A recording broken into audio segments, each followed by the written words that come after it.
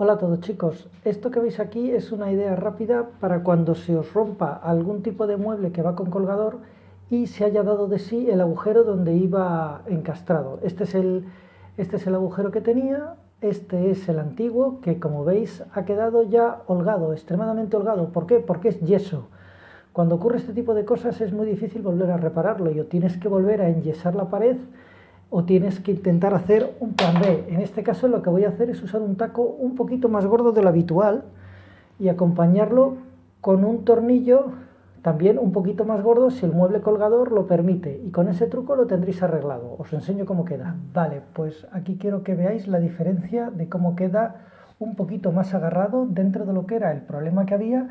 Ya ha quedado fijado. Quiero que veáis cómo queda ya arreglado, quiero que veáis cómo aguanta peso y nada, espero que os sea útil el truco y si lo intentáis que os funcione. Un saludo y hasta el próximo vídeo.